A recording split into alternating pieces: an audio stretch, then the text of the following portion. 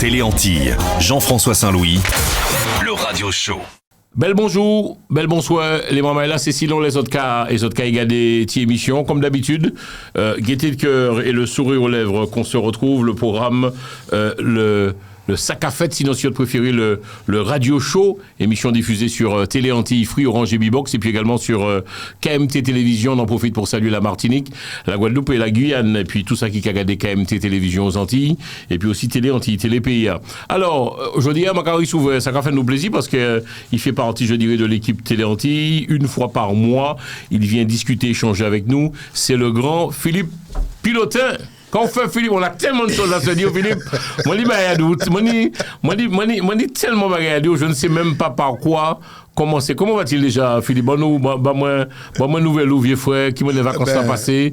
On nous parlait de vacances ou on nous parlait, on nous discutait, on nous échangeait, qui m'a les vacances là passées. Comment ça s'est passé? Tu as fait quoi de tes vacances de bon? Eh bien, j'étais plus. Déjà, bonsoir, bonjour. Oui, bel bonjour tout le monde, bel bonjour, bel François, bonsoir, selon le moment. Le fuseau horaire, bien sûr. Donc, oui, j'étais au pays pendant 3 semaines. Profiter avec la madre et la mère, parce que bon, elle a un certain âge. Et c'est pas là, il mort, au cas il plairait. Donc, elle était contente de me voir. On a fait quelques excursions à la mer, voilà, quelques balades, promenades, discuter, parler un peu du pays, de son passé, de sa vie, me raconter des choses qu'elle a vécues dans sa jeunesse. Voilà, c'est important de pouvoir communiquer avec les parents pour savoir comment ça se passait en temps longtemps. Donc, elle m'a donné beaucoup de conseils. Elle m'a appris beaucoup de choses. Donc, je suis reparti, je dis, la tête pleine de belles choses, voilà, tout simplement. Ok. Une question, Philippe Pilotin. Ou dis-moi, on fait quelques jours de vacances matiniques. Nous, ni tout le temps, nous n'avons pas laissé le fond, nous avons fait 2 émissions, même ballon. Comment tu as trouvé le pays, Philippe? Parce que tu sais que tu as beaucoup de fans en Martinique. Alors là, oh là là, j'ai reçu des gens qui m'ont dit, le monsieur qui parle là en constant va toujours bien habillé, beau garçon. Comment tu as trouvé le pays? Comment tu as trouvé la Martinique, Philippe? Alors, je vais être honnête avec toi. Donc, on va parler franchement. Je te dis que c'est pas une critique. Je suis quelqu'un de foi. Regarde la caméra. Je suis quelqu'un de foi. C'est pas ceux qui vivent là-bas se rendent compte, mais quand je suis arrivé là-bas, j'ai l'impression qu'il y a plus de blancs aux Antilles que de gens noirs. Et que j'allais sur les plages, je comptais le nombre de noirs. C'est pas vrai, Philippe, sérieux? Non, ce que je dis, c'est une vérité. Il y a beaucoup de... Bon, c'est leur loi, c'est chez eux. Oui, ils sont chez eux aussi, oui, ce que je dis. Ouais. Mais je me rends compte qu'effectivement, quand tu allais aux Antilles, par le passé, tu voyais beaucoup plus de noirs, bien que le pays, c'est un pays de blancs aussi. Mais je veux dire comme quoi que je ne vivant pas dans le pays, c'est ce que j'ai pu constater. Mais une fois qu'on est dans le pays, on se rend plus compte après parce que les yeux finissent par s'y habituer. Mais quand on rentre les grandes surfaces, on voit que ça. Quand on voit la plupart des commerces, quand on va dans le sud, eh bien, on voit les galeries marchandes, il n'y a que ça. Quand on va au bord des plages, tous les souvenirs qui sont vendus, c'est la part de gens qui viennent de l'extérieur. Même s'ils sont métropolitains, même s'ils sont français, mais je veux dire, comme quoi, voilà, ce ne sont pas des gens qui sont forcément nés dans le pays. Et j'ai même vu une dame avec qui j'ai discuté, qui travaille à Pôle emploi, qui m'a dit qu'actuellement, on recrute même, depuis la métropole à Pôle emploi, on recrute même des métropolitains pour venir, je veux dire, occuper des postes en Martinique. Bon, c'est l'autre droit. Voilà. Alors, tu fais 1 mois, c'est ça, 2 mois en Martinique, combien? Non, j'ai fait 3 semaines en Martinique. 3 semaines, donc 1 mois quasiment en Martinique. Oui. Qu'est-ce qui te plaît, qu'est-ce qui te touche? Et puis, détente totale, on est là, on discute, on échange. Vous êtes dans le radio show, mesdames et messieurs, notre invité, comme chaque mois, notre ami Philippe Pilotin. Qui ça qui a main, qui soit pas tes mains? Qui ça qui touche chaud, qui ça qui pas touche chaud? Moi, ce qui me touche un peu, c'est de voir qu'on est en pleine période cyclonique et de voir un peu dans tout ce qui est fil électrique, tout ce qui est câble téléphonique, de voir un peu que les branches des arbres se mêlent, qu'on il y a danser puis siffler le courant. Donc, à moins de vent, eh bien, les gens se retrouvent sans électricité, sans lumière. Donc, je pense qu'il faut travailler. C'est pas une critique, attention. Je donne mon point de vue. Je pense qu'il faut employer des jeunes ou trouver un système de façon qu'on ne voit plus de branches qui poussent qui se mélangent au fil électrique, au fil téléphonique. C'est dangereux. Ça t'a embêté, ça t'a touché. Et même j'ai suivi un camion une fois, j'ai failli recevoir un bambou sur mon véhicule, parce que le camion était tellement haut et donc le bambou allait un peu sous la route et donc le mec avec son camion il passait avec une vitesse. Où c'est mon qui commune? Alors, je suis du Prêcheur, je suis né à Saint-Pierre, J'habite Chelcher, mais j'étais à Sainte-Marie durant mes vacances, et puis entre Chelcher et Sainte-Marie. Voilà. Ok. Et à part ça, qu'est-ce qui t'a touché encore? Qui ça qui est embêté? Vous allez refaire un mois en Martinique? Qui ça qui touche chaud? Qui ça qui peut-être... Les plages, je vois que avec le chlordécone, enfin avec les sargasses, je vois que depuis tant de temps on en parle, je vois que le problème n'évolue pas. Souvent, quand on parle d'un tel plat, c'est pour un petit peu de détente. Mais je me rends compte qu'il y a de la sargasse. Alors, est-ce que le premier pied à boire le corps? Qu'est-ce qui est fait pour pouvoir pallier à ce problème-là? Parce qu'il ne faut pas oublier que la Martinique, c'est un pays touristique et vit du tourisme. Donc, quand on voit que les gens ne peuvent pas aller à la plage, ils iront où entre-temps?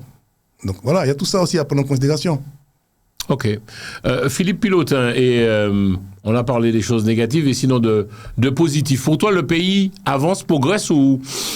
Bah là, c'est moins compliqué. On nous parle, moi, ça c'est beaucoup. Moi, personnellement, je ne dirais pas que le pays progresse parce que notre jeunesse s'en va.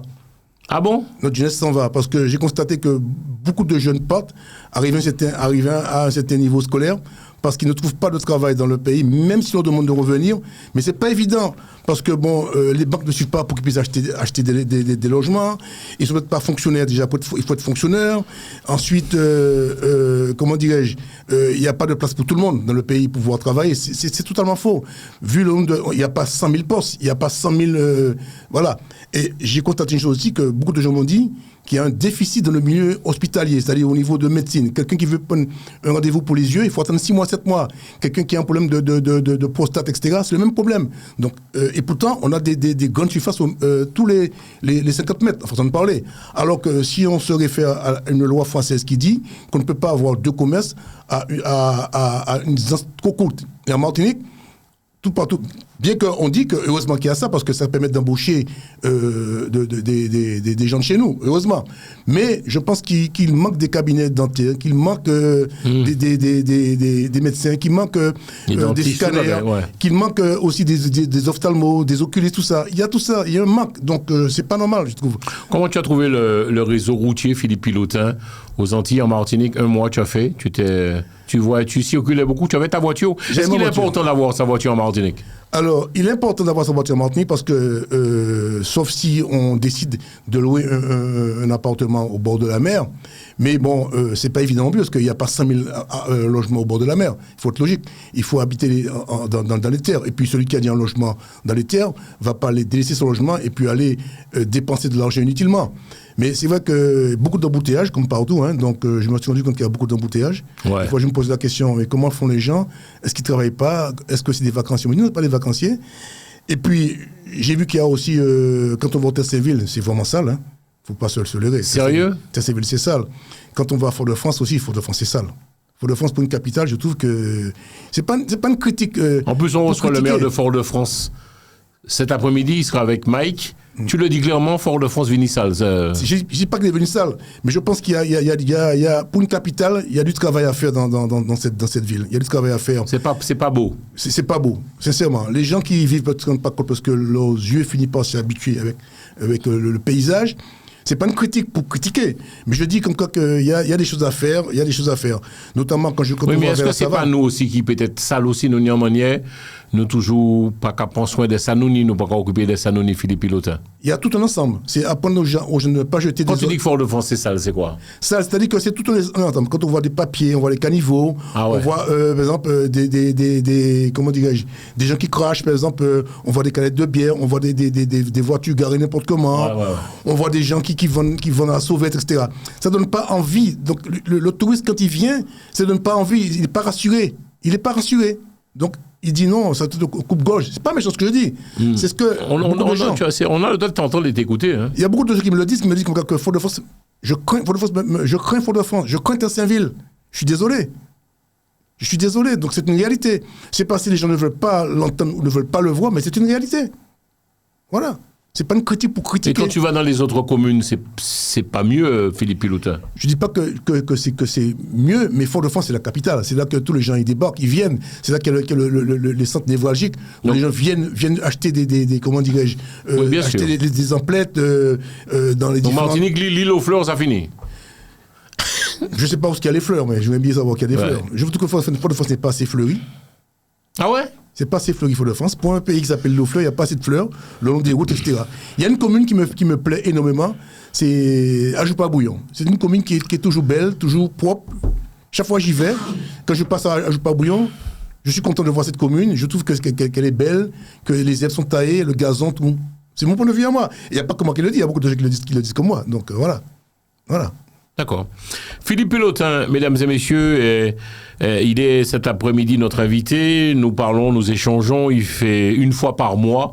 Il vient sur ce plateau nous parler de choses et d'autres. Alors, nous tétouillons. Est-ce qu'on regarde des coups sur là? Moi, c'est quand même fait. Alors là, c'est la première émission pour cette rentrée. On regarde des coups sur ou pas? Tout à fait. J'ai regardé comme je pouvais parce que c'est un petit peu dommage que cette course, grâce à Télé Antilles, la caméra, ouais. Grâce à Télé Antilles et puis à ton équipe, j'ai pu avoir de belles images, voir un peu les différents participants. Quand tu regardes aussi Martinique Première, tu n'as pas regardé Martinique Première? Ils ont quand même fait un sacré beau boulot. J'ai regardé un peu, mais j'étais plus attiré par ce que tu faisais parce que ce que faisait Télé Antilles était différent de ce que faisaient les autres. Donc c'est pas la même chose. Nous pas de l'argent, nous pas de le matériel, nous on fait ça, nous paye.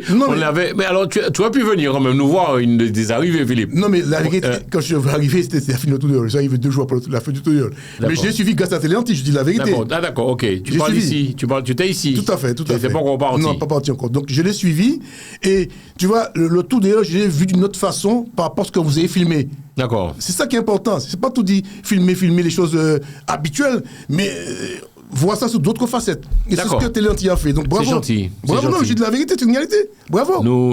Tu apprends ça à dire ça à notre ami Mike parce que Peggy, tout est là, nous t'es là. Qu'est-ce que tu as retenu cette année de ce Tour des Yoles? Tu penses qu'une épreuve, une discipline pas assez mise en avant, on aurait pu faire plus de choses avec ça? Je l'ai déjà dit, je pense que le Tour de Yoles devait être la vitrine de la Martinique. Notamment pour la Coupe du Monde de rugby ou pour autre chose. Je pense que même lorsqu'on a fait, par exemple, l'ouverture, je trouve comme cas que si la Martinique fait soi-disant partie de la France métropolitaine, on a dû avoir la Yole, puisqu'on parle du terroir, on parle de tout ce qui concerne la Martinique, qui concerne la France métropolitaine. Pourquoi il n'y avait pas, par exemple, je trouve, le bokit de la Guadeloupe? Parce que c'est vrai qu'on a montré d'autres spécialités de d'autres régions françaises, sauf les dom-toms qui n'ont pas été mis en avant. On aurait dû avoir la Yole dans le Stade de France, c'est l'occasion. Le bokit, des choses comme ça. Donc voilà, est-ce que c'était voulu? Et quand on parle de région française, j'ai l'impression qu'on est exclu. C'est mon point de vue à moi. Je dis pas que j'ai raison, mais je pense qu'on avait entièrement notre place. Tout simplement. Tu as voulu, alors on va entrer dans le vif du sujet dans cette émission, nous parler. Avant la Yole, l'embarcation type des Antilles était le gommier. Pourquoi le gommier? Alors, le gommier, c'est vrai c'est une longue histoire. C'est une Yole qui est d'origine caraïbe. Et c'était la Yole, il n'y avait pas de voile à l'époque. Et donc, c'est une voile, comment dirais-je, le gommier était fait à base de gommier blanc ou gommier rouge. Mais à un moment donné, à force d'avoir coupé ces arbres-là qui étaient endémiques des Antilles, on n'avait plus du bois pour pouvoir faire le gommier. Et donc, petit à petit, c'était remplacé par la Yole, qui est une embarcation à voile. Et puis, il faut dire aussi qu'à l'époque, c'était avec les gommiers que les gens partaient à la pêche, les gens faisaient tout ce qu'ils avaient à faire, même pendant la dissidence en 39-45, pendant la Seconde Guerre mondiale, les gens qui quittaient le plus souvent la Martinique pour aller à la Dominique ou à Sainte-Lucie ou en Haïti, c'était avec ce fameux gommier qui faisait entre 5 et 7 mètres. Et puis après, donc, on a eu la Yole qui l'a surplombé. Et il faut dire que l'aventure a commencé en 66. Donc il y avait ce qu'on appelle à l'époque, il y avait quatre, comment dire l'expression encore, des gens qui étaient tenaces. Donc il y avait l'Odyssée, il y avait l'Étoile, il y avait... Tu parles des gens qui sont sur le gommier. Le gommier à l'époque, et qui ont donné cette visibilité à cette Yole. Mais on peut quand même mettre Georges Brival, qui a lancé la première course de Yole, c'était du 1er au 15 août, je crois, 1925. Donc voilà. Et puis depuis là, la Yole a supplombé, mais je me rappelle que j'étais gamin. Alors qu'est-ce qui se passe? Le gommier existe et la Yole arrive après? La Yole arrive, le gommier arrive à exister d'abord par le passé. On est d'accord. Maintenant, la Yole a supplombé le gommier. Okay. Mais on en trouve encore des gommiers. Mais on n'entend plus trop parler des gommiers. Non, mais à l'époque, il y avait des courses de gommiers pendant les fêtes patronales. Ah bon? Je m'appelle, oui, il y avait des gens qui mettaient de la graisse en dessous de leur gommier pour pouvoir faire flotter. Même nous, on prenait le bois de gommier pour pouvoir faire flotter, pour faire des flots avec. À l'époque, j'étais gamin. Tu avais le rouge et le blanc. J'ai connu ça par le passé. On n'est pas loin du sujet. Quelle est l'origine de la boîte à piéger les crabes? Il ça ratier. Alors, c'est qui ça en ratier? Alors, les gens, ils ne savent pas que le mot ratière, à l'époque, c'était pas pour choper les crabes. Ah bon, c'était pour choper rats? Les rats. Alors, il faut savoir bien sûr, il y avait une épidémie de rats en France métropolitaine, au Moyen-Âge, et bien après, comme actuellement, il y a toujours des rats. Mais il y a toujours des rats. On en parlait moins, aujourd'hui, on parle beaucoup plus. Il y avait donc une évasion de rats à Paris, et donc, ils ont décidé de pouvoir les éliminer. Et puis, tout simplement, ils ont pris ce qu'on appelle la boîte qui permet de donner des cartes. Vous avez bien vu que c'est la forme de la boîte qui donne des cartes quand on joue au baccarat, donc pour empêcher les gens de voler. Et donc, cette boîte-là, ce sont les colons qui l'ont utilisée en Martinique parce qu'ils étaient friands de crabes. Parce qu'à l'époque, quand ils arrivaient aux Antilles, il y avait beaucoup de crabes. Et malheureusement, les esclaves ne mangeaient pas de crabes. Parce que dans la culture africaine, le crabe, tout ce qui n'a pas d'écailles, pas pour eux. Donc, les métropolitains sont arrivés aux Antilles à l'époque, les colons. Il y avait une profusion de crabes, puisque le pays n'était pas tellement habité. Même quand on va encore dans le nord, du côté du pêcheur de Saint-Pierre-du-Carbet, quand on voit les toulourous là, qui sont rouges. Et donc, ils ont pris cette boîte qu'ils ont utilisée pour pouvoir prendre des crabes. Et donc, c'est devenu crabière, mon gars dit boîte à crabes, mon gars dit ratière.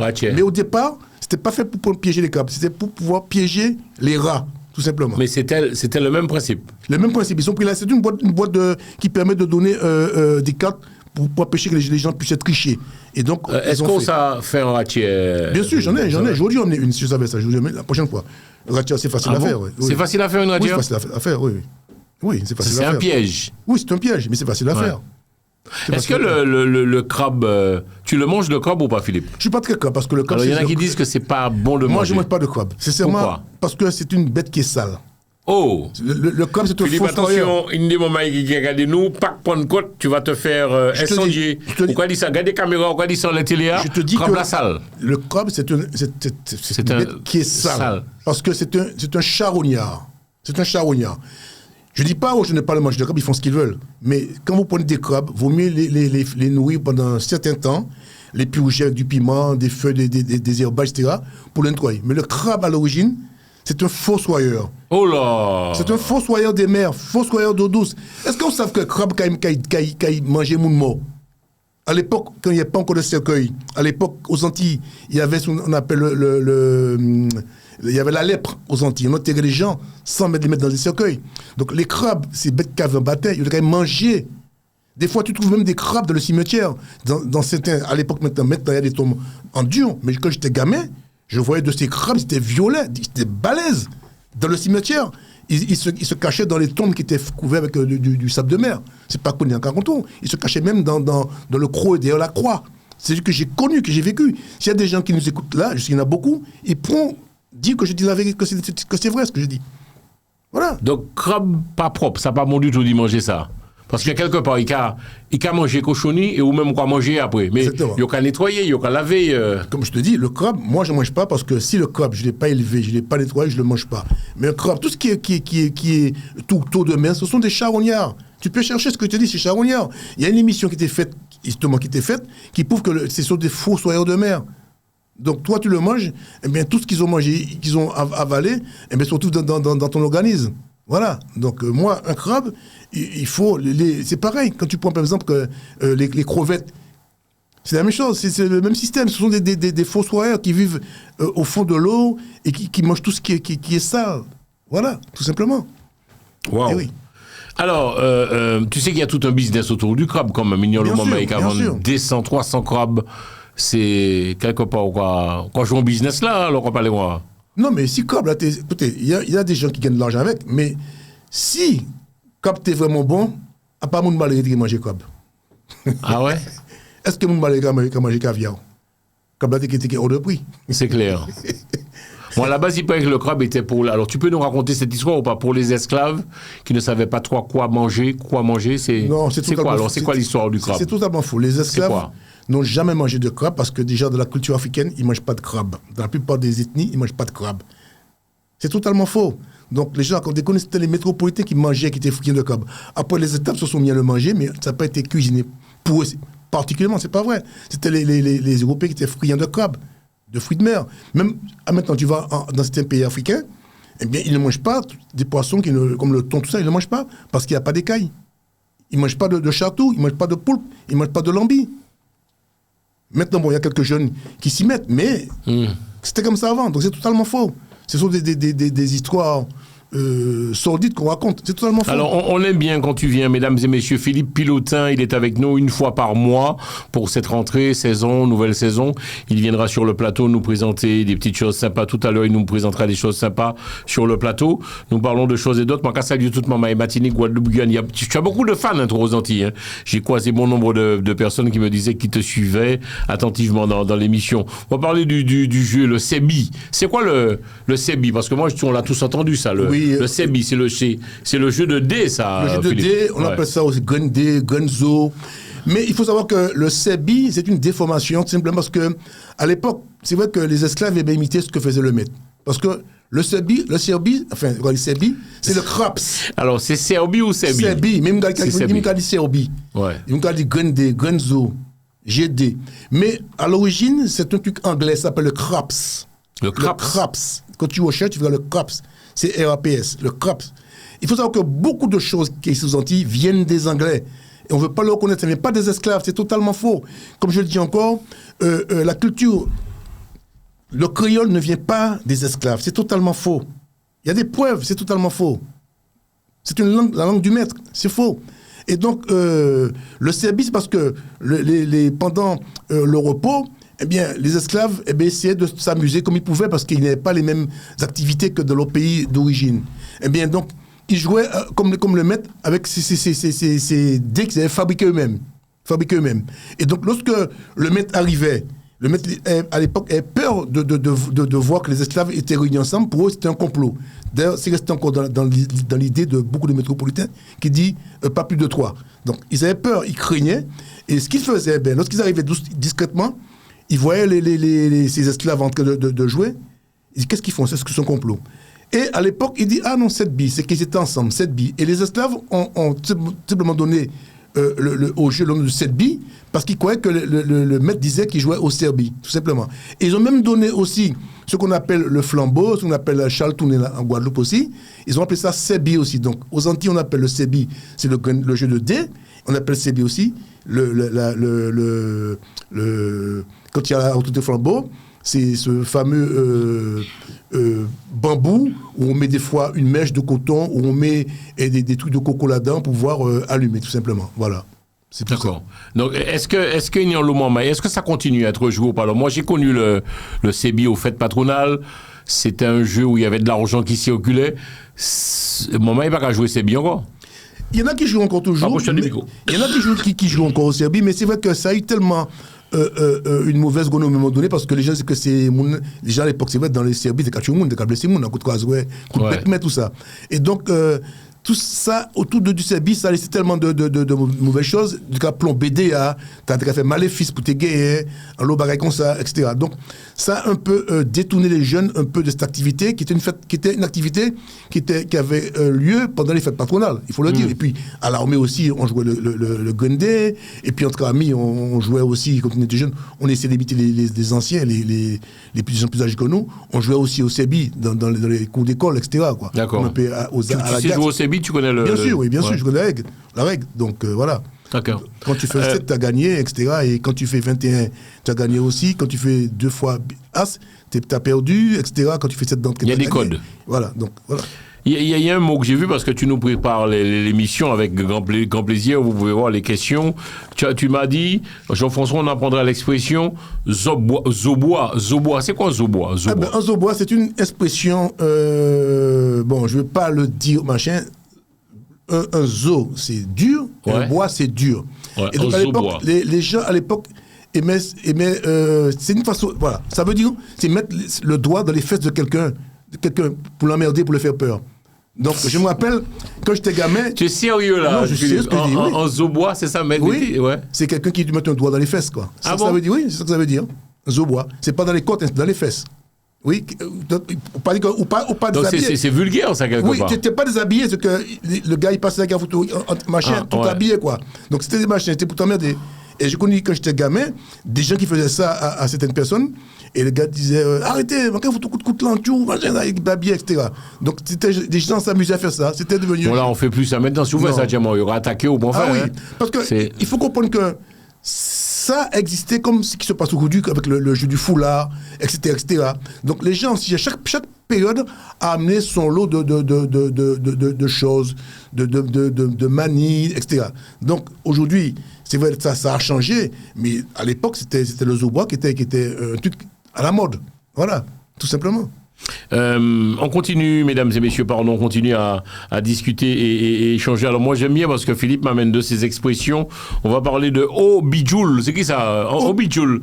Ça me dit quelque chose, mais ça c'est loin, c'est très loin pour moi. Oh bijoul. Bijoul, les gens disent oh bijoul. C'est parce que les Anglais disaient oh beautiful. Tu vois encore des mots anglais. Donc c'est une déformation du mot beau qui veut dire c'est joli, c'est beau. Donc quand les Anglais disaient oh beautiful, et donc nous les esclaves, etc., enfin nos ancêtres, eh bien simplement ils ne savaient pas prononcer oh beautiful, ils ben oh bijoul. Donc ça veut dire que c'est beau, c'est bijoul, c'est beau, voilà tout simplement. D'accord. Oh bijoul. Oh beautiful en anglais. Oh beautiful, c'est beau, c'est joli, c'est chouette. Et donc ne sachant pas parler l'anglais correctement, il a dit oh bijoul ou bien bijoul. D'accord. Beautiful, bijoul. Le créole a beaucoup d'expressions imagées, je constate aussi, hein, Philippe. Tout à fait, oui, tout à fait. Voilà, déformé. Déformé. Oui, ouais. c'est des déformations de mots français, de mots anglais, le plus souvent de mots portugais. Tu parles beaucoup le créole, Philippe Pilotin, ou bon, on croit pas les créoles en pile ou pas? Alors, moi, j'aime pas dire que je parle le créole. Comme j'ai dit, j'ai inventé ce qu'on appelle le martifangois-droit ou le martifangois-dais. C'est-à-dire c'est un mélange de créole guadeloupéen, de martiniquais et de français. Parce que le créole, à la base, on a beau dire ce qu'on veut, le créole n'est pas la langue des Antillais. Le créole, Philippe, attention, on va prendre des parties, on va mettre les TikTok, tu déchires. Le créole, c'est pas la langue nous, c'est pas. On l'a adopté. Philippe, tu vas te faire encore incendier en plus. Alors, Philippe, on peut pas dire moi en plateau télé que créole, c'est pas langue nous. Créole, c'est pas langue nous, Philippe. Non, le créole n'est pas notre langue à l'origine. Parce que le créole, c'est un blanc qui est né aux Antilles. Moi, je ne suis pas créole, tu n'es pas créole. Il y avait la sauce créole, il y avait la casse créole, il y avait la langue qui était la langue créole. Nous, nos ancêtres l'ont adopté, mais le créole, à la base, n'est pas notre langue. Maintenant, tu vas dire ça des gens, que je raconte des colis, mais c'est une réalité. Il ne faut pas se voiler la face. Philippe, comment tu peux parler comme ça? Tu vas te faire incendier, mon ami. Créole, c'est langue nous. Regardez, on ne va pas parler créole, on nous va comprendre nous. Écoute-moi, c'est parce que... Donc, quelle langue on va parler alors? Écoute bien ce que je dis encore. Aujourd'hui, elle est devenue notre langue parce qu'on l'a adoptée. Mais à la base, ce n'était pas notre langue. On l'a adoptée, cette langue. Est-ce que je me fais bien comprendre? Non. C'est-à-dire comme quoi, le créole n'est pas notre langue à la base. On l'a adoptée. Mais c'est une langue qui n'est pas la nôtre. Le créole, on n'est pas des créoles. Les casses créoles, sauce créole. C'est pourquoi je ne dis pas sauce créole, je dis sauce antillaise. Non, il faut qu'on arrête ça. Aujourd'hui, comme j'ai tout le temps dit, cette langue-là, parce que du temps des colons, n'était pas parlée comme on la parle actuellement, parce qu'elle a évolué. Il y a des mots nouveaux. Quand tu vas d'une commune à l'autre, c'est pas le même créole qu'on parle. Donc il aurait fallu changer l'appellation créole. Comme je dis souvent, ça s'appelle la langue martiniquaise, la langue guadeloupéenne. Mais le créole, pourquoi le créole? Non. Aujourd'hui, je n'aime pas ce mot-là. Pourquoi? Parce que ça me ramène à mes ancêtres, ce qu'ils ont subi. Tout simplement. Et oui, c'est comme le nom des îles. J'ai mis sur mon Facebook. Quand on prend tous les noms de la Martinique, c'est pas son vrai nom. La Guadeloupe, c'est pas son vrai nom. Oh là, Philippe. Mais c'est pas leur vrai nom. Philippe. C'est important de se dire les choses, mais il faut savoir aussi écouter, entendre, discuter, échanger. Comme je dis souvent, on a le droit de ne pas être d'accord. La Martinique, c'est pas son vrai nom. Non, c'est pas son vrai nom. Martinique. Non, ce sont les métropolitains qui le baptisent Martinique. Les pays africains, c'est pareil, on les a renommés, ce ne sont pas leurs vrais noms. Si tu recherches les noms de ces pays-là, tu verras que ça n'a rien à voir. C'est totalement faux. Guadeloupe, parce que l'autre a donné ça le nom de Santa Guadalupe, tout ça. Quand tu prends Haïti, c'est pas leur nom. Des noms Hispaniola, ce sont des noms donnés par les navigateurs, les colons. Ce ne sont pas les vrais noms de ces pays-là. D'ailleurs, si tu vas rechercher l'histoire de ces pays, tu verras bien qu'on te dit qu'en telle année, le nom a été changé pour donner ce nom-là. C'est tout. Haïti, c'était une seule île. Et donc, maintenant, on parle d'Haïti, on parle de Saint-Domingue. Tu vois ce que je dis? Donc c'est la même chose. Donc les gens ne vont pas chercher leur histoire et quand je leur apporte cette source-là, ils me disent qu'ils me critiquent sans savoir pourquoi. Par contre, tu critiques, mais avoue que, alors pour toi, la Martinique, c'est pas son vrai nom, la Martinique. Non, c'est pas son vrai nom. Alors c'est non, il c'est ça. C'est un nom iguane, c'est Iguanacao, en bas, comme ça, qui est vrai nom, après, qui est Matinino, etc. Donc c'est totalement faux. Guadeloupe, c'est pareil aussi. C'est Kawikera, ça n'a rien à voir. C'était des noms qu'avaient donné à l'époque les Amérindiens. C'était le nom, mais on l'a changé. C'est comme les pays africains. Ce sont les Européens qui ont débaptisé les noms africains pour donner à chaque pays africain des noms français qui leur convenaient.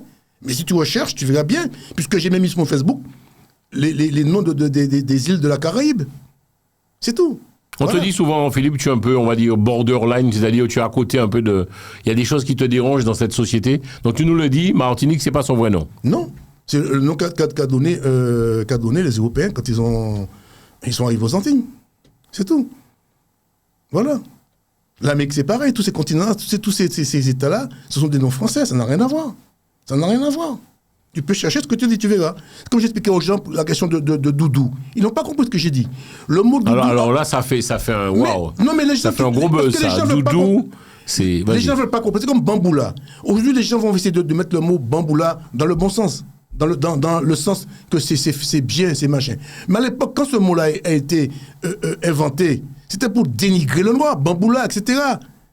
Quand on voit bien les pubs qui sont maintenant interdites, comme on voit Banania, il y a un homme en vie, on voit bien aujourd'hui, eh bien, ça n'existe plus, etc.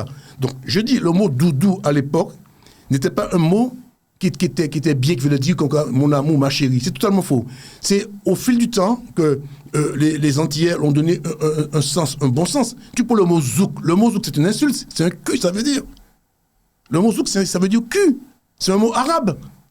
Qu'est-ce que tu as dit? Le mot zouk, ça veut dire cul. Attends, tu ne peux pas relou, parce que le mot zouk, ça veut dire quoi? Ça veut dire mais ça veut dire les fesses. Les fesses. Demande à n'importe quel arabe, il te dira que j'ai raison. Et c'est à l'époque, le mot zouk, le zouk, tel qu'on le connaît, le mot zouk. J'ai des archives. C'est né à Besaudin, en Martinique. Henri Guédon, bien qu'avant Kassav ait créé, on a dit Kassav a créé le zouk. Henri Guédon, 72, Kassav a créé en 79, est-ce que je sache? En 79, Kassav a créé. Si on dit 77, il parle déjà de Cosmo Zouk et dit bien, derrière le disque, j'ai pas amené, il dit bien que le zouk, c'est une musique qui est jouée dans les quartiers. C'est un mélange de musique de la Caraïbe. Et il y avait le lieu où on jouait cette musique. Si les gens ne me croient pas, ils n'ont qu'à aller chercher sur Internet le disque de Henri Guédon. Aujourd'hui, l'année 72 et en 77. Alors, zouk, ça veut dire, ou du moins, zouk, ça veut dire qui ça? Ça veut dire fesse, ça veut dire foufoune, machin, voilà. C'est ça que ça veut dire. Non. Mais oui.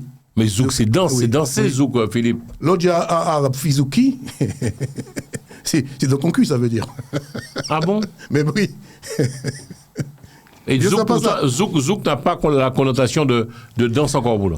Aujourd'hui, c'est vrai que, alors je dis bien, ça n'a pas la même connotation aujourd'hui, mais il faut savoir que le mot zouk, quand ça a été créé à l'époque, c'était déjà une musique aussi. C'était déjà une musique, le nom c'était déjà. Parce que j'ai des preuves, Henri Guédon le dit, même dans le livre de Zouk Kassav. Cherche ce livre-là, Zouk Kassav, tu verras qu'il y a une page où on parle d'Henri Guédon. Oui, Henri Guédon qu'on connaît, oui. C'est pas moi qui le dis, c'est marqué de ce livre-là. Et Henri Guédon m'a toujours dit, je vous dis, j'allais chez Henri Guédon à Rue de Saint-Saëns, au 15 rue Saint-Saëns, le 15e. J'allais souvent chez Henri Guédon. Il me l'a toujours dit, etc. Et tu as encore beaucoup de gens qui te disent que le mot zouk, même, comment ça s'appelle, Feu Roland Louis, il avait un nom qui s'appelait les Zoukers. Bien avant Kassav. Et il y avait Justine Bérois qui faisait des chœurs dans cet orchestre-là. Les Zoukers. Les Zoukers. Tu peux chercher ce que tu dis. Donc j'ai des archives et j'ai encore plein Mais à quel moment que le zouk devient une musique, sinon on le prend pour une... C'est-à-dire que le zouk existait déjà comme musique déjà, mais pas sous cette forme-là. Pas sous cette forme. Et je vais même te dire encore une chose importante. Tu as même Feu Jacob Desvarieux qui a même dit une fois, qui m'a raconté ça, qui a même dit à, comment ça s'appelle, Simon Gigade, tant pis pour qui pas déclaré zouk là, mais m'en fait évoluer, m'en prend les autres.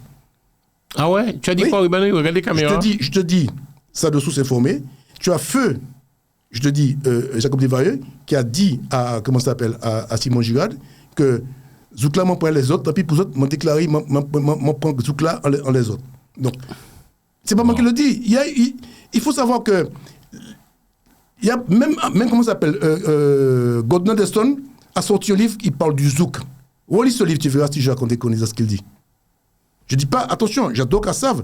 Kassav a popularisé le zouk, Kassav nous a permis d'être connus à travers le monde.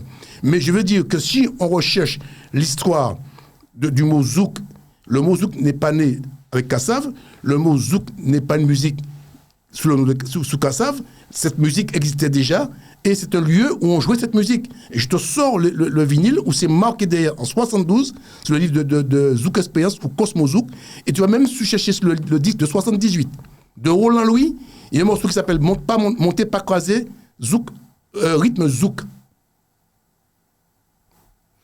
Eh ben dis donc, qu'est-ce qu'on peut tirer de tout cela? D'ailleurs, il faut faire très attention aux mots et aux noms et aux mots et aux noms. Non, aujourd'hui, le mot n'a plus la même connotation parce que nous, on l'a fait évoluer. Ouais. Mais quand je donne l'étymologie du mot Zouk, ça vient de là au départ. C'est parce que les Noirs ne voulaient plus être les esclaves. Donc, parce qu'aux Antilles, on a eu des Syriens, ce qu'on appelle Libanais, etc. Et c'est eux qui disaient comme ça qu'à part les Romulo au cul, parce que c'est vrai que les Noirs aiment bien s'amuser, etc. C'est pas une critique. C'est dans nos gènes, on aime bien s'amuser, même quand il y a un malheur, on essaie d'outrepasser ça pour donner de la joie, pour dire bon, la vie continue, on ne faut pas s'arrêter, sinon on va foutre quoi en balle. Donc, voilà, donc c'est ça. Donc quand je dis ça aux gens, ils le prennent mal. C'est pas que je donne pas de leçons aux gens, mais c'est important d'aller chercher l'histoire dès le début pour comprendre un peu où on va après. Je ne dis pas que le zouk, aujourd'hui, que ça a la même connotation, parce que nous bail zouk, ça veut dire musique. Mais, à l'origine, ce mot-là vient de là. Alors, zouk, c'est Z-O-U-K ou bien S? Parce qu'il y a Non, ouais. alors, il ne faut pas confondre souk. Souk, c'est le bazar. Ouais. Le souk, c'est le bazar. Dans les pays arabes, on dit un souk, c'est que tu trouves un peu de tout. Et puis, tu as souké, qui est ramé. D'ailleurs, Skachat dit une chanson souké. Et ils avaient même dit qu'ils avaient dit zouké, c'était pas zouké, c'était souké. Souké, c'est un commandement pour permettre de ramer. Souké. Ok. Voilà. Donc, moi, je fais des recherches. Je ne dis pas que j'ai la science infuse. Je ne dis pas que mes recherches sont comment dirais-je, en pignon sur rue. Mais quand je mets bout à bout toutes mes recherches, ben, ça ramène à ce que je dis. Henri Guédel le disait. Et tu prends même à l'époque, quand tu prends une interview de 89 de certaines personnes de Kassav, ils disaient on n'a pas créé le zouk, on a dit que Kassav a créé le zouk. C'est pas moi qui le dis, hein. L'interview existe, hein. Ah. Voilà. Quelle est ta vision alors d'aujourd'hui? Nous sommes en 2023. Philippe Pilotin est notre invité, mesdames et messieurs, dans le radio show. Vous le retrouvez sur cette antenne une fois par mois. C'est un mensuel. Télé Antilles-Free, Orange et Bbox, et puis également sur KMT. Quelle est ta vision sur le zouk, Philippe Pilotin? Le zouk n'est pas mort. Le problème que nous avons, c'est qu'on n'a pas de grands managers.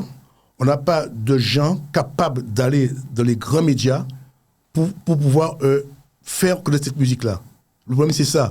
Aujourd'hui, il n'y a aucun grand manager entier qui peut dire comme quoi que moi, je ne vais pas à la TF1, je ne vais pas à l'antenne 2, à France 2, je peux aller... on a eu quand même des grands producteurs. Non, on a eu quand même des grands producteurs. Il y a eu je te dis aujourd'hui. Debs, Harold Saint-Gamalon, on a eu quand même de grandes personnes quand même. Oui, mais ils n'ont pas... C'est qu'ils sont restés de le milieu. Que le milieu entier. Aujourd'hui, un artiste entier, il va aller où? À l'Omnium, au Palacio... Non, mais c'est pas méchant ce que je dis.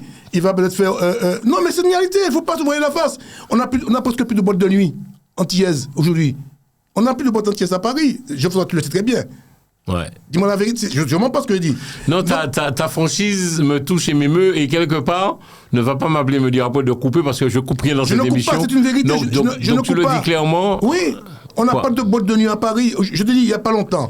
On a le Délice qui fonctionne très bien aujourd'hui. Oui, avec Georgie, ouais. Georgie. Mais je te dis, on n'a pas vraiment de boîte antillaise à Paris. Et donc, nos artistes antillais n'ont pas d'endroit vraiment pour s'exprimer. Donc, c'est du copinage. Tu as dit ça que, ouais, changez-moi. Je vais venir chanter samedi prochain, machin, ça. Moi, je tiens télé, machin. Nous, pas choqués. Voilà. Donc, c'est ce qui manque. Aujourd'hui, je pense quoi. Est-ce que toi, tu sais, qu'est-ce qui est sorti en musique antillaise? C'est vrai. Bon, moi j'ai donné une idée aux gens. Je leur ai dit, recréons un endroit, appelez ça VSD, vous le samedi dimanche.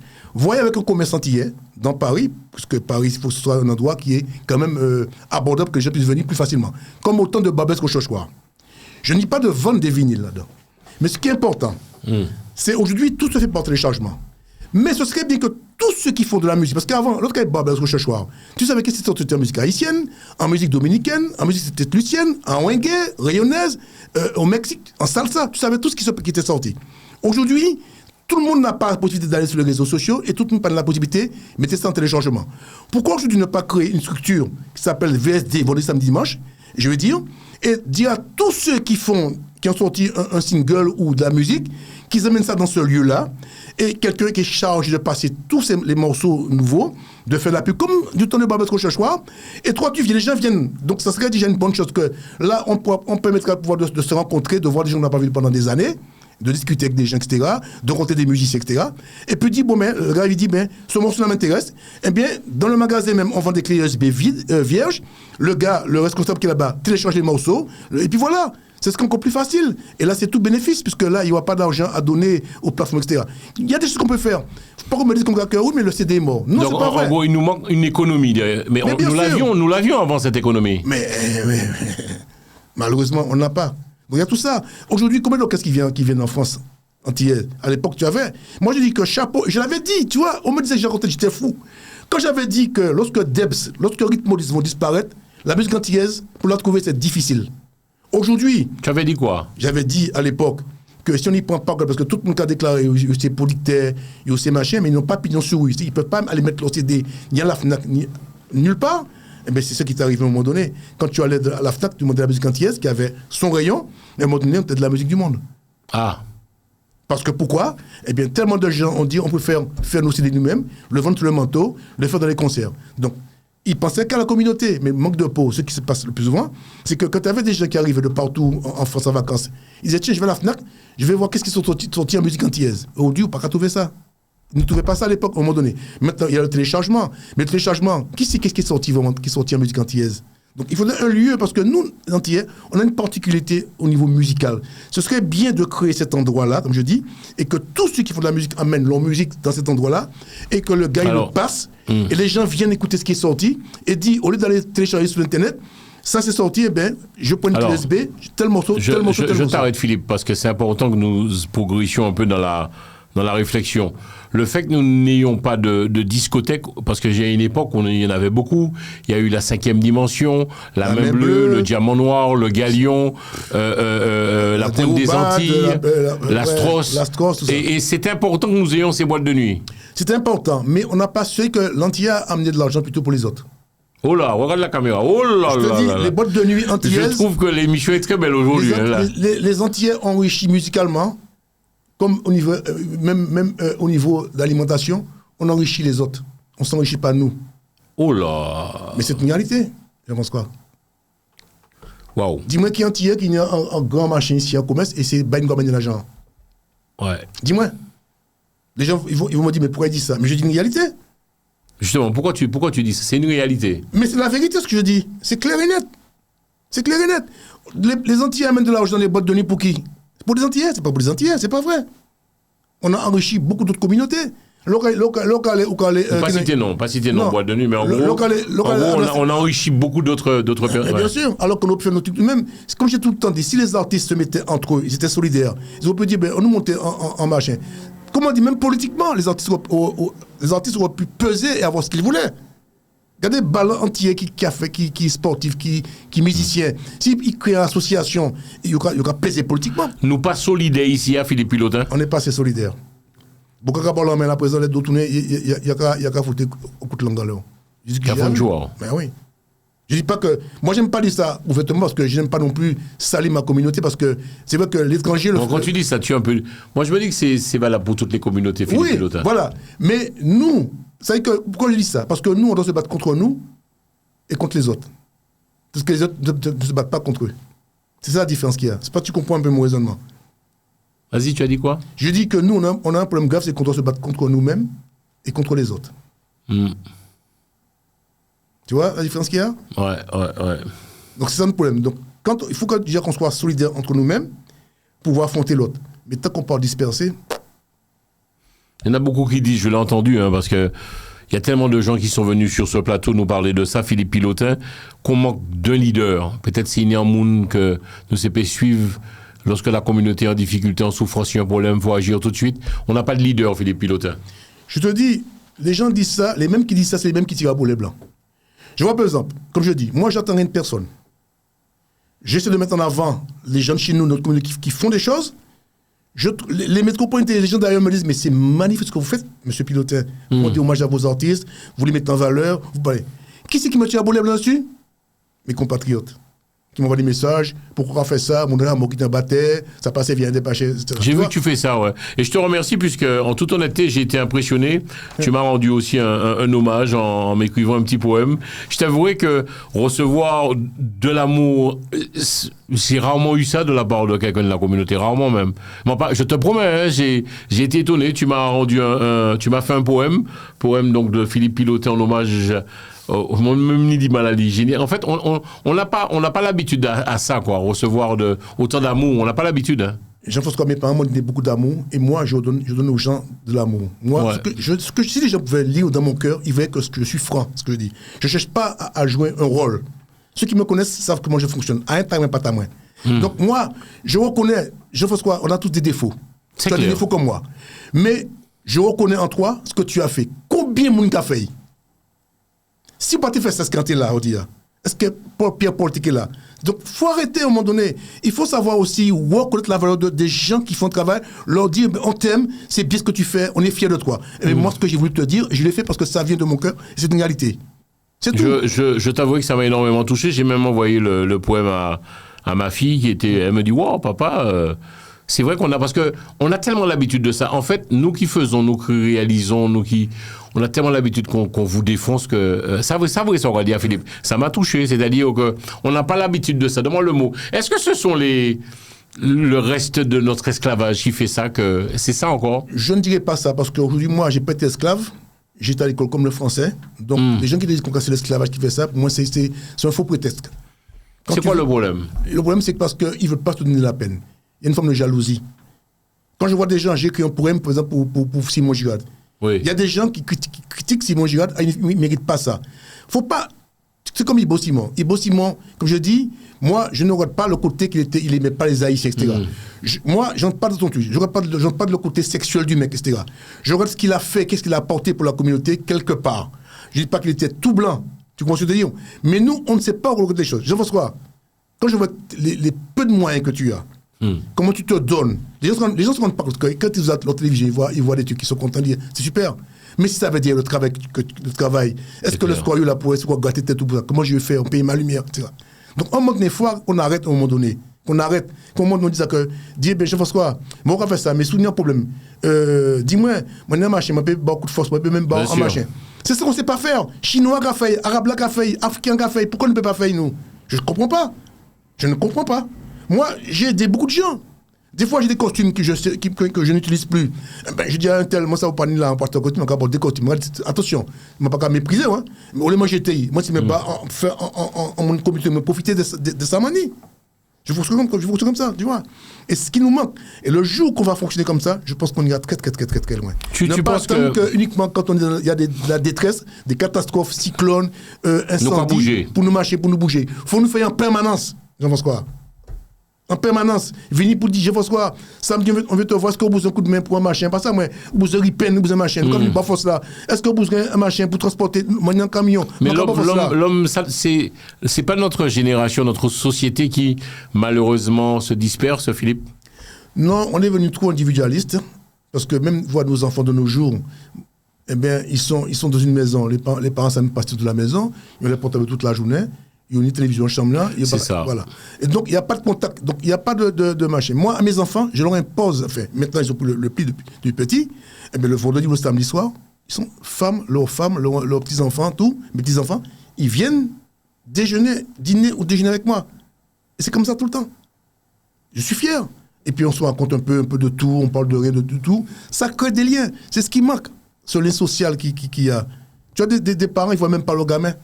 Le gamin dans la maison, il dit que, ah oui, depuis des gens parents, parce qu'il est entré, pas moi, il est entré, moi, t'es dormi, il partit par. Non, mais c'est quoi ça? C'est quoi ça?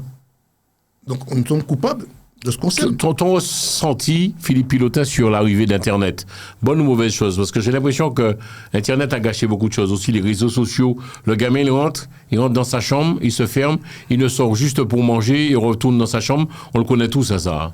Alors, je ne dirais pas qu'Internet a gâché la vie des gens. La caméra. Internet n'a pas gâché la vie des gens. Moi, je dis une chose qui est simple. Ça dépend de l'utilisation que tu fais. Un couteau n'est pas fait pour tuer les gens. Donc, ce couteau, il est fait pour couper viande, pour couper bâcher un pays. Si c'est pour tuer mon épice, c'est qu'il fait une mauvaise utilisation. Donc, c'est aux parents de prime abord, lorsque le gamin est jeune, lui apprendre les choses. Dit voilà, Internet, ça te permettra d'aller, pas que faire des jeux, de pouvoir avoir un enseignement instantanément, de pouvoir communiquer, etc. Mais ce n'est pas fait non plus que pour faire tout ce qui n'est pas bon. Et malheureusement, aujourd'hui, ce que font les jeunes, je ne dis pas tous, attention, même les anciens, même certaines personnes âgées aussi, ils sont plutôt, ils utilisent Internet pour faire tout ce qui n'est pas bon. Et c'est là le problème, c'est là la dérive. La dérive. Quand je vois même des parents, eux-mêmes aussi, ils sont à table, ils ont leur portable, et puis ils sont en train de manger, ils sont sur leur portable. Non, déjà, à part ton gamin, que maintenant on est à table, chaque chose en son temps. On mange, ton portable, tu le mets de côté. C'est tout. Et bien, combien de parents, tu vois, qui sont avec leur portable en train de manger, et puis ils mangent. Ça, c'est pas normal. Donc, il y a une éducation à parfaire. Ça vient de là, tout simplement, pour moi. Voilà. OK. Donc, tu es pour Internet ou pas? Il y en a qui disent qu'il faut gérer Internet dans la famille. Moi, étant madame qui a dit, mais Jean-François, à partir de 21h, Internet fermerait, là. Ça veut dire, elle met un code, 21h, il n'y a plus Internet. Donc, les enfants, qu'est-ce qu'ils font? Il n'y a pas Internet, ils vont au salon, ça mange ensemble, ça discute, ça échange, et voilà, quoi. Mais ce que je te dis, il faut mettre des règles. Ouais. Des règles. Pour dire, voilà, quand on est à la maison, je te permets de pouvoir même nous, quand dormir, même nous, quand manger, mais des règles. Il dit des règles aussi. Pour dire, bon, ben, entre telle et telle heure, ou quoi, tu fais ce que tu veux. Tu vas à cette occupation, tu vas sur Internet, ce que tu veux. Mais arrive une heure, stop, c'est fini. C'est fini, c'est tout. C'est tout. Il faut mettre des règles. C'est tout. Donc, si les parents ne font pas ça, eux-mêmes, ils ne pourront pas dire demain matin que oui, mais c'est eux qui sont coupables. Je sais que tu es un homme assez réfléchi, Philippe. Tu as vu l'arrivée d'Internet. Qu'est-ce que tu te dis? Oui, toi, personnellement, qu'est-ce que tu te dis quand tu vois tu as vu l'arrivée d'Internet? C'est une bonne chose, mais malheureusement, tu as certaines personnes avec des idées qui pensaient qu'à faire de l'argent, ils ont détourné Internet et aujourd'hui, ils font du n'importe quoi. Quand je vois maintenant, est-ce qu'on a besoin d'aller faire une loi pour empêcher la pornographie? Si en tant qu'adulte responsable, on n'aurait pas dû mettre sur les réseaux sociaux à propos des enfants des films porno. Je suis désolé, on n'a pas besoin d'aller faire une loi. Donc, les gens se contredisent. Les mêmes qui disent comme quoi que, oui, les enfants, il faut mettre un code, il faut condamner ceux qui machin, c'est les mêmes qui le mettent parce qu'il y a de l'argent gagné. C'est ça le problème. Donc, il faut, à un moment donné, c'est comme les annonceurs. Aujourd'hui, quand on voit, par exemple, les jeunes filles qui font du n'importe quoi, qui dansent nues, qui vendent des produits, qui font de ces conneries, tout ça, c'est pas normal. Ça n'est pas normal. Ça n'est pas normal. Ils ont décidé de mettre une loi pour la pornographie. Vas-y, dis-nous. Oui, pour la pornographie. Donc, ça, c'est en cours, là, que le ministre en a parlé, pour la jeunesse. Ensuite, aussi, pour ceux qui font, là, les jeunes filles qui font comment ça s'appelle encore, là, pas annonceurs, j'oublie là. Les youtubeuses. Ils font du n'importe quoi. Tu as des gamines qui non, mais franchement, il faut arrêter. Ouais. Il y aura fait n'importe qui ça. Donc, d'autres gamines qui voient ça, eh ben, ils pensent que c'est sûrement vrai. Mais c'est du mensonge. Donc, tu vends de la merde à ces gamins-là, et demain, c'est ces gamins qui vont finir mal. Donc, et qui c'est qui dit tout ça? Ce sont les adultes qui sont derrière ça. Donc, les mêmes qui critiquent au loup, c'est eux-mêmes qui font que le loup de la bergerie. Il faut arrêter. Donc, je pense qu'il faut déjà, on n'a pas besoin de voter des lois. Il faut à un moment donné dire stop. Quand tu prends les dessins animés aujourd'hui, il n'y a que de la pornographie dans les dessins animés. Je suis désolé. Il n'y a que du sexe, du sang, de la violence. Donc, un gamin qui voit ça à longueur de journée, pour lui, de piquer quelqu'un, de tuer quelqu'un, pour lui, ça ne fait ni chaud ni froid parce qu'il est tellement habitué à voir le sang. On n'a pas compris ça encore. Il faut arrêter à un moment donné. Donc, c'est aux adultes de pouvoir changer la société de laquelle on vit. Ils ne le font pas. Ils ne le font pas au nom de l'argent. Et oui. Le monde va mal, Philippe Pilotin pour toi, c'est compliqué.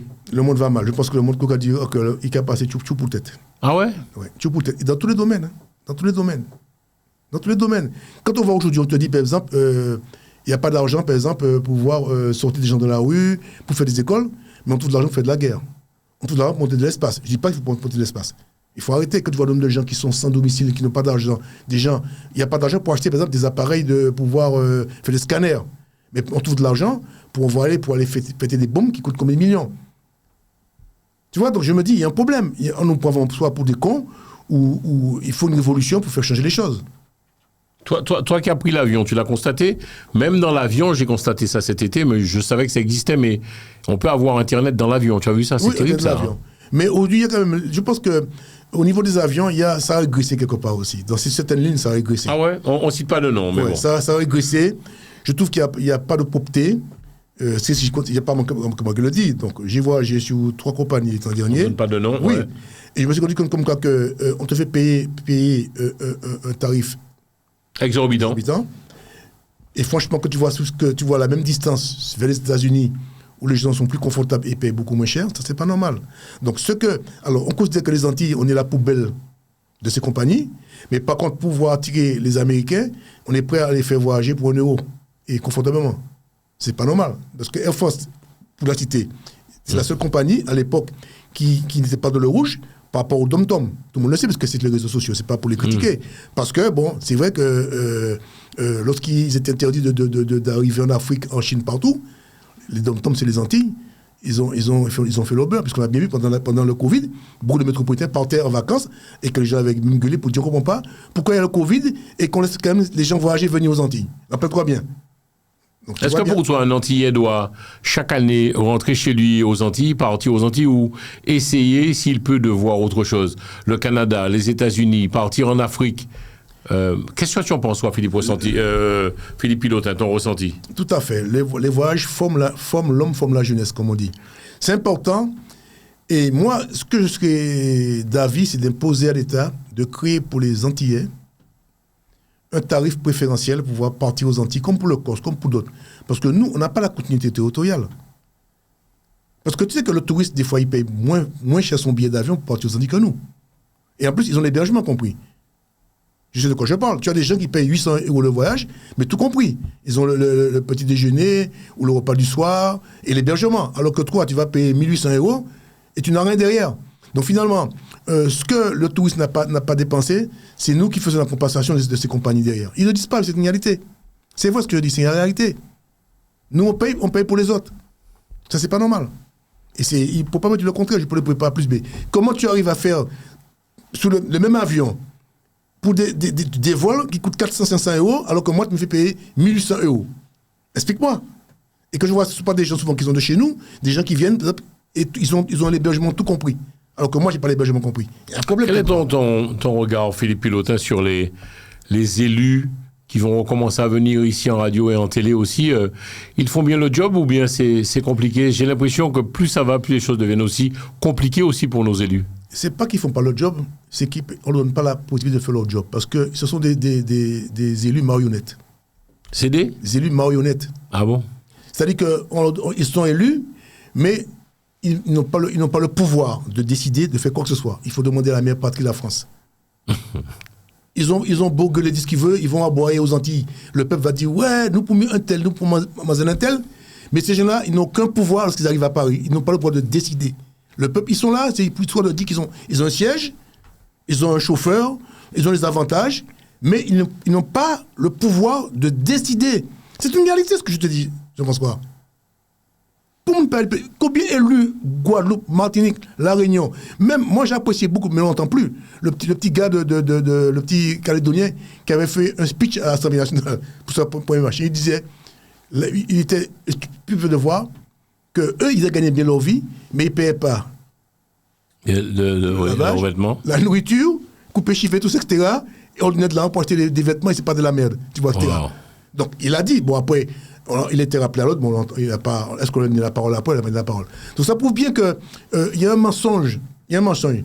Si c'était un travail qui était si difficile, parce qu'il y a quelqu'un qui n'a pas été ni ministre, ni député, ni sénateur, c'est que manger à bon.